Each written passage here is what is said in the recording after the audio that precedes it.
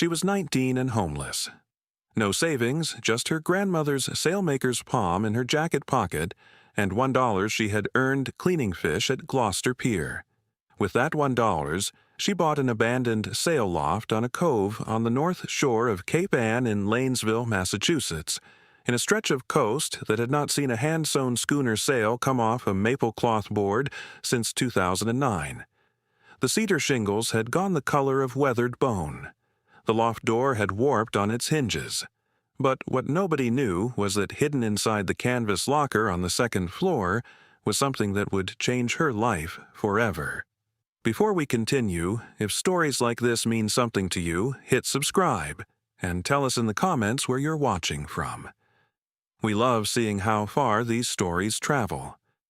Mariana Pereira had grown up in a building that smelled of cotton duck and beeswax.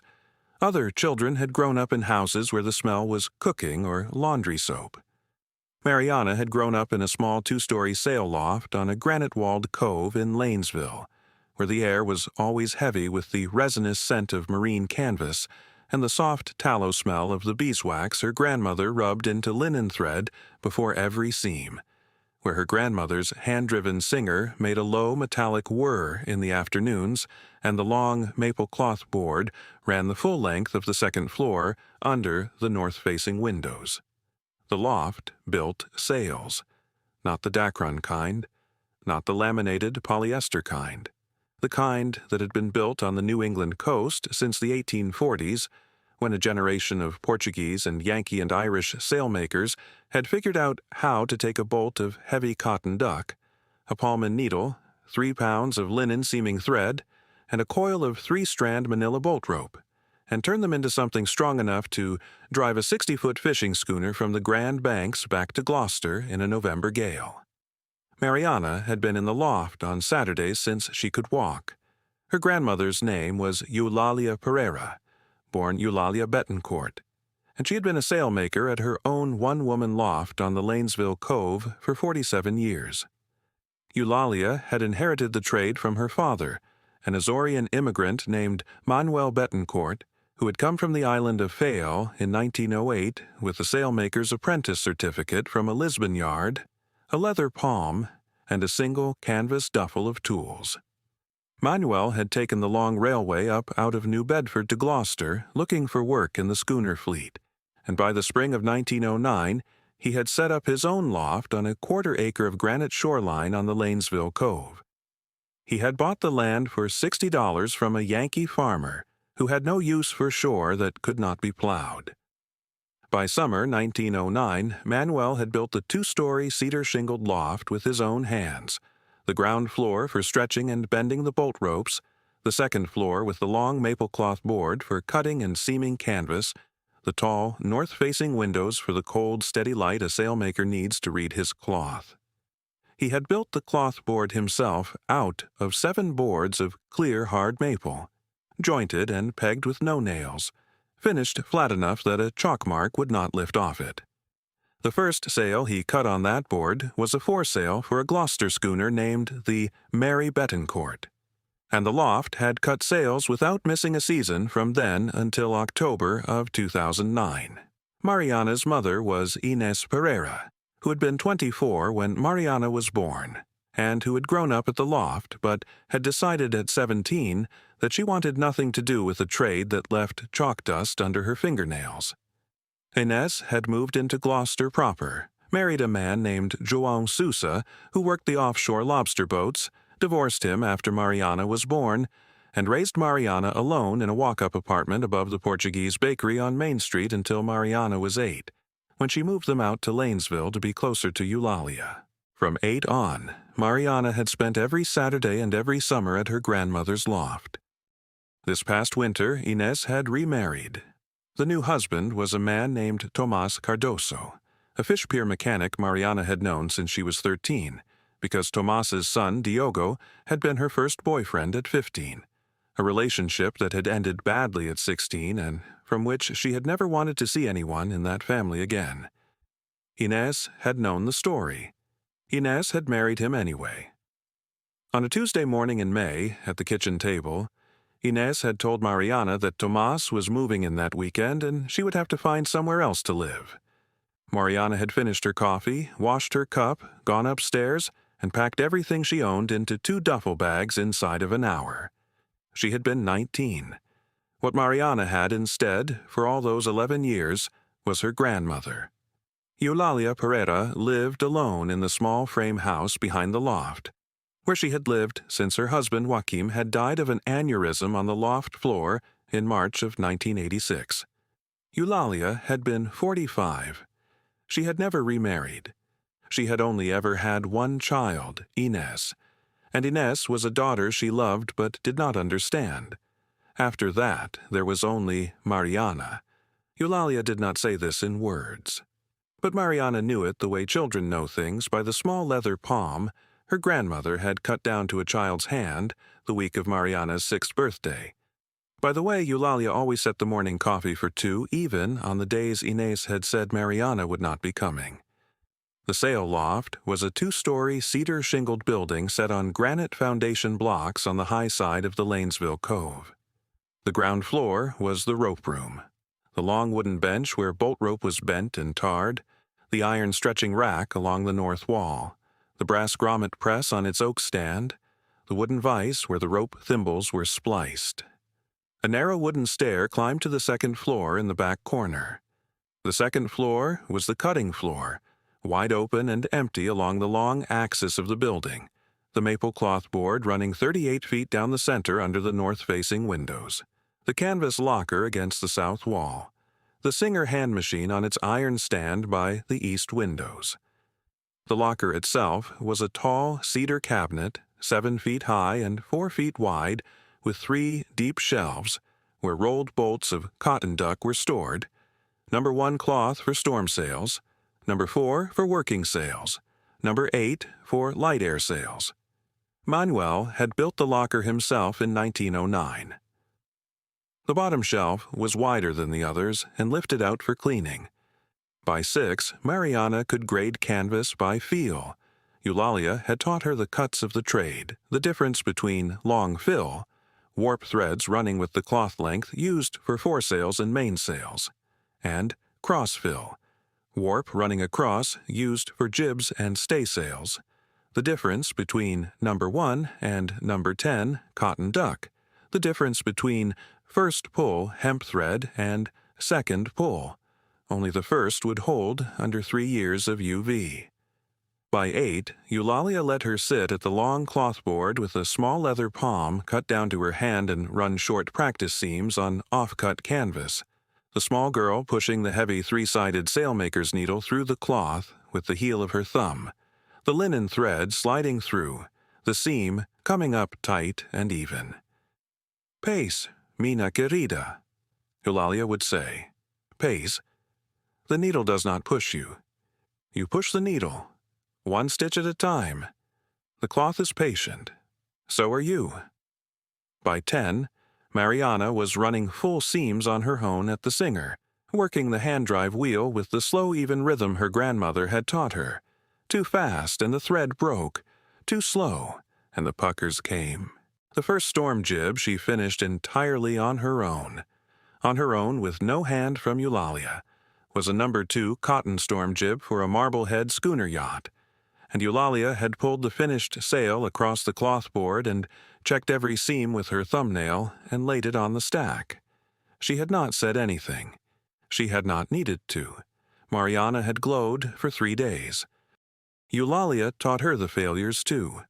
There was a thing she called the false seam. It was a seam that looked right from the outside, the stitches even, the thread tight, the canvas lying flat, but where the needle had picked up only the top layer of the doubled-over selvage instead of going through both layers. Such a seam would hold for the first season. But in the second season, under the wet-dry cycle of a working sail, the single-layer stitch would saw through the canvas where the doubled-over selvage met it, and the entire seam would tear out in a single squall. "If you set a false seam," Eulalia said, holding up a length of canvas with a row of stitches running across it, and the underside lifted to show where 1 stitch had picked up no second layer, The sail will look like a sail through the first summer. By August, the customer will say the foot tore at the bunt and you will have to take the whole sail back, pull every stitch on the foot and reseam by hand. You cannot recover the canvas. You cannot recover the time. Do you understand what we are losing?" Mariana had nodded. She was 12 that summer. From that morning forward, she lifted the bottom selvage with her left thumb at every stitch, and watched the needle come through both layers before she pulled the thread, and she never let a false seam past her hands. Eulalia taught her to read canvas with her fingers. Cotton duck was a living thing, Eulalia said, woven from 100,000 twisted cotton fibers, every bolt slightly different in weight and weave and oil content, with a memory of which direction the cloth wanted to lie. A sail cut against the bias of the cloth would distort by the end of the first crossing. A sail cut with the bias would hold its shape for 15 years. The cloth will tell you, Mena querida, but you have to listen with your fingers. Run your hand across the weave. Where the fingers slide easy, that is the fill. Where they catch, that is the warp. Always cut with the warp running fore and aft. Always. By 13, Mariana could lay her palm on a fresh bolt and tell within 5 seconds which direction the warp ran. Eulalia tested her sometimes by setting a yard of cloth out under the north window with the selvage hidden under a strip of card and asking her to call the warp direction blind. She had never gotten it wrong. By 14, Mariana was cutting full panels of canvas on her own at the long cloth board, weighting the cloth with the heavy iron sail weights, chalking the curve from MANUEL's old sail plans, walking the line of the rotary cutter with the slow, even pull her grandmother had taught her. By 15, she could rope a sail edge by hand, running the 3-strand manila bolt rope through the tabling, hand-stitching it down with the rope needle, palm-driving every stitch at the speed of a sailmaker who had been doing it for 30 years. By 16, she was setting hand-worked kringle rings into sail corners with the brass grommet press, a skill that took most apprentices 5 years to learn cleanly. By 17, she was sewing leather chafe patches onto working sails with double-waxed thread, 12 patches a season for the schooners that came out of Gloucester. The trade had become her body. She did not yet know it was a trade. To her it was simply what one did on Saturdays and summer afternoons in a cedar-smelling loft with one's grandmother. Eulalia taught her the seasons of the trade. In November, when the offshore fleet pulled in for the winter, you took new orders and bought your year's canvas, bolts of cotton duck from a heritage mill in Vermont, 3-strand manila from a chandlery in Newport, linen thread from a Pennsylvania spinner who had been her father's supplier in the 1950s. In December and January, you stretched canvas on the loft floor and chalked your patterns. In February and March, you cut and seamed. In April, you roped the edges and set the kringles. In May, when the working fleet came back out of winter layup, the sails went out the loft door one at a time, bagged and tagged, picked up by captains at the cove dock. Then, in November, the next round of orders came in, and you began again. There were stories from the trade Eulalia would tell while her hands worked at the cloth board. The story about Mr. Walter Tobin, who had captained the schooner yacht Hesperus out of Marblehead for 31 years and bought a new mainsail from Eulalia every 4th summer, paid cash on delivery, never a check. He had wept openly the September of 2008 when Eulalia raised her price from $2,800 to $3,200. Not over the price, but over the slow disappearance of a New England wooden yacht fleet he had known his whole life. The story of the spring of 1991, when a young Newburyport father had ordered a full set of sails for a wooden ketch he was restoring for his teenage son, and the week before delivery, the father had called from Anna Jacques Hospital to say the son had been killed in a car accident on Route 1A. Eulalia told him to come pick the sails up anyway, no charge. The father had sailed that ketch alone for 19 summers afterward in his son's memory, and on the anniversary every May had brought Eulalia a single white rose.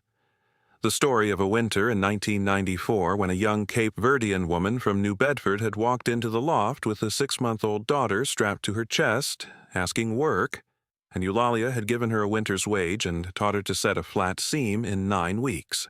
The woman had gone on to start her own canvas workshop down in Fairhaven and had named her business Eulalia Pereira's Goddaughter. There was the autumn Mariana would always remember from the year she was 15. The October of 2019 had brought a fast-moving nor'easter up the coast in the last week of the month, and a small Marblehead wooden sloop named the Aldona, owned by a 58-year-old surgeon named Dr. Edward Halloran, had been caught by it 20 miles east of Cape Ann on the way home from a Maine cruise. The mainsail Dr. Halloran was carrying was a 5-year-old Dacron sail from a Florida discounter.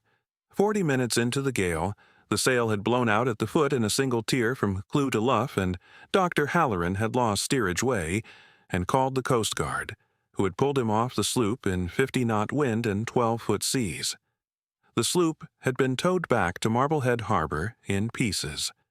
2 weeks later, Dr. Halloran had driven up to the Lanesville Cove with his hat in his hand and asked Eulalia to cut him a new mainsail in heavy cotton duck, hand-sewn, the way his father had carried sails when he was a boy.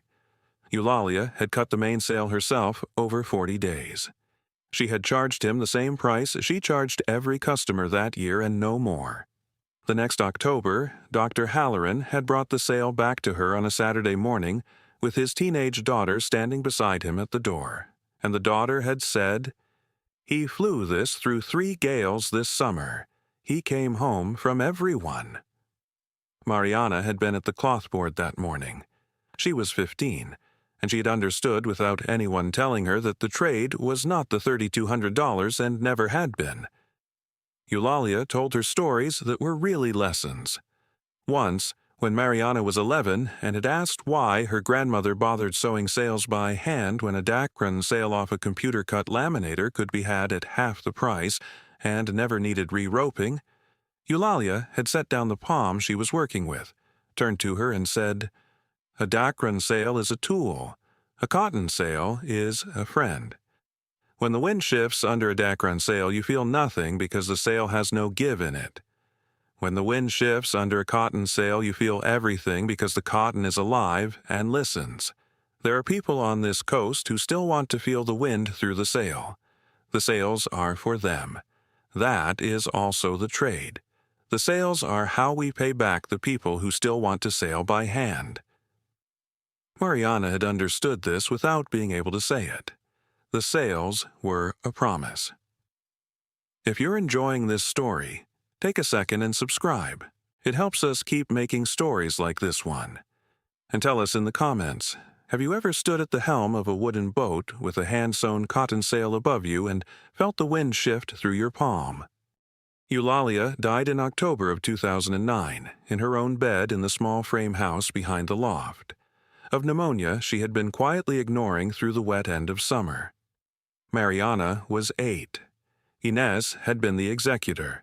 She sold the loft for back taxes to a Gloucester developer who had wanted to convert it to a vacation rental, but the developer had pulled out of the deal in 2010 when the Cove Access Road had failed county inspection, and the loft had sat unsold and untouched for 15 years with the title reverting to the county. Inez had kept the small frame house behind the loft as a long-term rental, and had given Mariana nothing of her grandmother's except the small leather palm cut to a child's hand from her 6th birthday. Mariana had walked past the loft every summer of her childhood and looked at the warped door and the weathered shingles and made herself a promise without yet having the words for it. When Inez told her, that Tuesday morning in May, to find somewhere else to live, Mariana packed everything she owned into 2 duffel bags: the leather palm in its wooden case, a coffee can with $1,590 from 2 summers cleaning fish at the Gloucester Pier, 3 changes of clothes, a photograph of Mary Bettencourt in the loft door in 1909 with a coil of bolt rope over his shoulder. A man on Route 127 outside Rockport had a 1993 Ford Ranger for $1,600 cash, She handed him every dollar she had except the one bill in her jeans pocket. For 10 nights, she slept in the cab behind St. Peter's, where Pastor Ignazio Carvalho had told her the lot was hers as long as she needed. On the 11th morning, posted on a corkboard inside the Lanesville town hall lobby, where she had gone to ask about waitress work, Mariana saw a yellowed county surplus auction notice listing one cedar-shingled commercial structure at the Lanesville Cove, parcel 2814, unclaimed for 15 years, asking price $1. She stopped reading. She walked across the lobby to the property clerk's office. The clerk behind the counter was a 63-year-old woman in a faded gray cardigan, name tag, Mrs. Noreen McGrath. Mariana said she had come about the old sail loft at the Cove. Mrs. McGrath's hand stopped halfway to her coffee cup. "Pereira," she said. "You're Eulalia's granddaughter." Mariana nodded. Mrs. McGrath drew a manila folder out of a filing cabinet and laid it open. The loft had reverted to the county in 2010 when the developer's sale collapsed. Nobody had inquired in 15 years. Asking price $1. Mrs. McGrath slid the deed across, slid a pen after it, and said, "Your grandmother cut the storm trysail my husband flew on the Maria Inés in the no-name gale of October '86. That sail held a 68-foot wooden boat through 50-knot wind. He came home. Put your name here, sweetheart." Mariana signed. She drove the Ford out the Cove Road in the cold May afternoon with the deed in a folder on the passenger seat and a brass key Mrs. McGrath had pulled from her own desk drawer. The loft stood where she remembered it. 2 stories of cedar shingle the color of weathered bone, the front door warped open at its hinges, the granite foundation gone gray-green with lichen, the cove behind it gray under a low sky. Mariana turned the key. The lock gave. She leaned her shoulder into the warped door, and it gave too. The rope room was still there. The bending bench along the west wall, the iron stretching rack against the north wall, the brass grommet press on its oak stand, the splicing vise. She climbed the narrow stair to the 2nd floor. The cutting floor was still there. The maple cloth board ran 38 feet down the center under the north windows, the Singer hand machine on its iron stand by the east, the canvas locker against the south wall. The smell at the door was old cotton duck and beeswax, and the faint resinous bite of pine tar still on the rope bench downstairs. Mariana stood at the head of the cloth board and breathed it for a minute. She walked to the south wall, to the canvas locker. The tall cedar cabinet was 7 feet high and 4 feet wide. She opened the double doors. The 3 shelves were empty except for coils of old linen thread on the top shelf and a bolt of moth-eaten No. 8 cloth on the middle. A memory came back. Eulalia, the summer Mariana, was 8, kneeling at the open canvas locker and reaching down to its bottom shelf. "Your great-grandfather Manuel was a careful man, Mina querida. When he built this locker in 1909, he made the bottom shelf 6 inches deeper than the cloth bolts needed, and he built a false bottom into it. He told me about it the week before he died in 1962. He said it was where the loft kept what could not be lost. I never lifted the false bottom." Mariana had forgotten the story for 11 years. She knelt at the locker and lifted the bottom shelf out.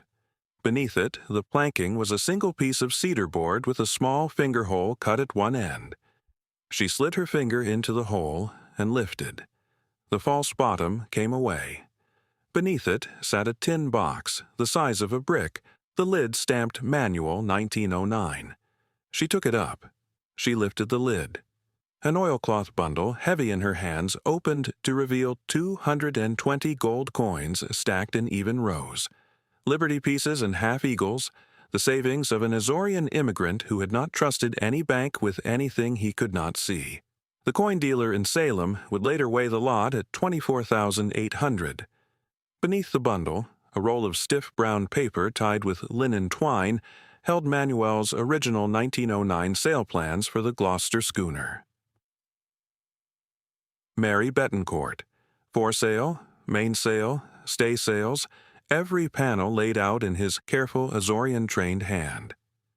Then the leather-bound sail book, Eulalia's own ledger, every sail she had ever cut from 1962 through 2009, and on top of the ledger, sealed with deep brown wax, a folded letter with Mariana's name across the front. Mariana broke the wax with her thumbnail. She sat down on the cutting floor in the cold north light and read the letter through. June 28, 2009. Mariana, by the time you find this, I will be gone, and the loft will have stood empty long enough that you will have come back to it. My father, Manuel, set this money under the false bottom in 1909 because he did not trust any American bank with his Azorean money.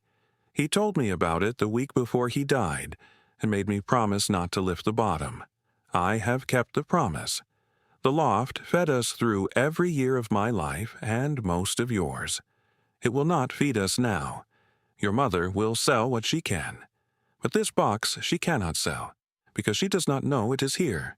The plans are Manuel's. Use them. The ledger is the record. Cut sails again if it suits you, querida. The cloth is yours. Eulalia Pereira, sailmaker, 28th June, 2009. Mariana closed the letter into the inside pocket of her grandmother's old, faded navy wool peacoat. She did not cry. She walked over to the clothboard and laid her palm flat on the worn maple surface where Eulalia had cut sails for 47 years, felt the dimple pattern from a million chalk marks pressed into the wood. The maple was cool. The wear was perfect. Into the cold north light over the cove, she said quietly, "Thank you, Mr. Bettencourt. I will cut sails again." She drove the Ford down to the Cape Ann Savings Bank on Main Street in Gloucester that Monday, with the tin box on the passenger seat. Mrs. Conceição Mendez, the branch manager, weighed the coins on the bank's brass scale, called the dealer, and confirmed $24,800. Mariana deposited $24,000 and walked back to the truck with $800 folded into the inside pocket of the peacoat. The first month was restretching the loft floor canvas and rebuilding the clothboard. A working sail loft floor has to be perfectly flat for canvas to lie true under the chalk. 15 years of an empty building had warped 2 boards out of plane.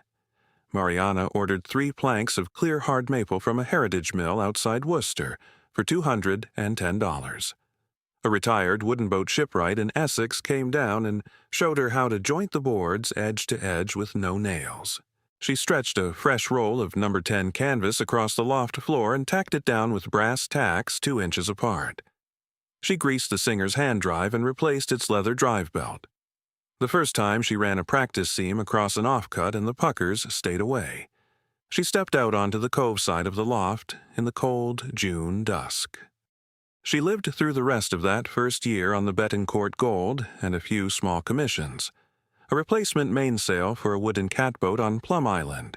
A re-roping job for an Annisquam Yacht Club Commodore.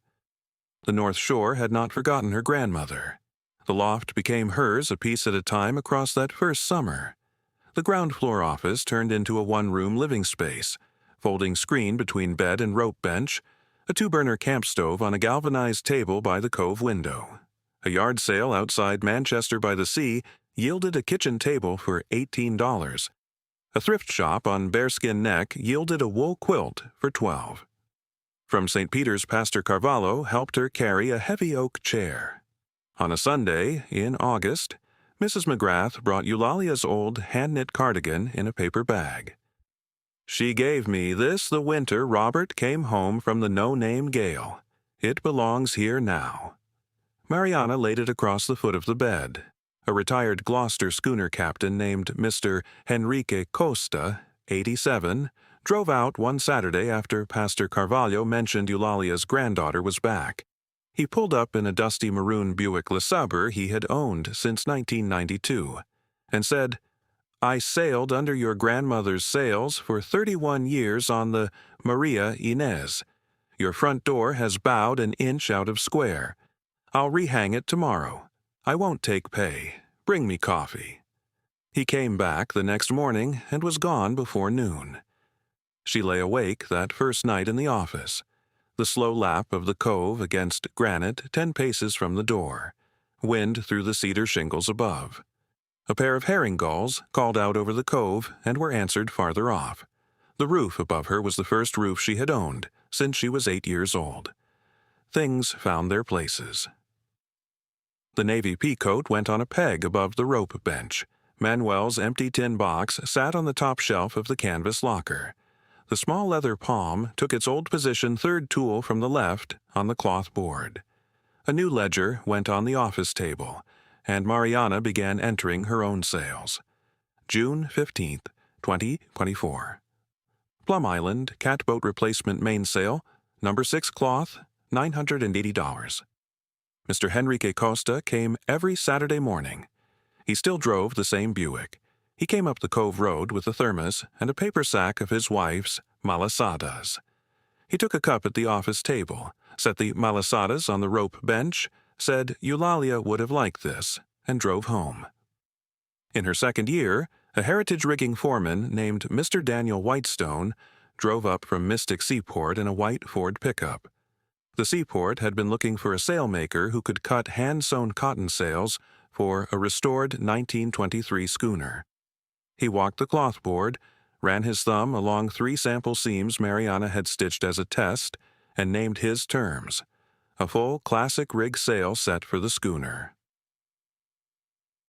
Brilliant, main, foresail, 2 jibs, 2 staysails, $32,000 for the set. Mariana took his hand on it. The first Mystic check, when it cleared in November, paid for her second winter at the Loft. The commissions grew. Mrs. Filomena Pereira, a distant cousin who lived a half-mile up the Cove Road, brought beach plum jelly every August and ordered 1 new chafe patch every spring for a 100-year-old jib she would not retire. At an estate sale in Beverly Pastor Carvalho, found the original 1909 sign, Bettencourt Sales, Lanesville, and drove it 20 miles back without gas money. A heritage magazine in Portsmouth ran a feature, and orders began arriving from across New England, Newport, Camden, Penobscot Bay, until she raised her per-yard price by $2 and was still booked 2 years out. By the second autumn, she had a habit of sitting on the rocks above the cove in the last hour of daylight with a coffee mug warm in both hands. The cove had gone steel gray with October. Rugosa on the granite turned russet in the low sun. She thought of Eulalia, of MANUEL, whom she had never met but whose hand had laid the maple board under her palm, of the long, unbroken row of hands on the cloth that had come down to her own. That's the thing about the trade our grandmothers teach us to keep. We do not always know when we are 6 years old and sitting at a long maple board with our hand on our grandmother's belt that the sitting is itself the trade. We learn it slowly, stitch by stitch, and then, 11 years after the old woman dies, we lift a false bottom she would not lift and find what she has left for us, and we understand what she has been teaching us. She had been teaching us that a sail is the wind made visible by the hands of a woman who knew where to set the seam. She had been teaching us that the trade is not the canvas. The trade is the stitch. The trade is the hand that learned, the hand that teaches, and the hand that comes after. Mariana Pereira was 19 years old and homeless. She had $1 to her name, and she spent it on an abandoned sail loft on the Granite Cove at Lanesville, on the north shore of Cape Ann, Massachusetts. It was the best $1 she ever spent. If this story moved you, share it with someone who needs to hear it. And if you loved it, we have something special for you, 12 brand new stories, never released on YouTube, only available to the people who support this channel directly. Each one a full, quiet road story, just like this one. There is also a full audiobook available for the people who want to listen to all 12 in one place. You will find the link in the bio. We poured our whole hearts into these, and we made them for the people who truly listen. Thank you for being one of them. See you on the next quiet road.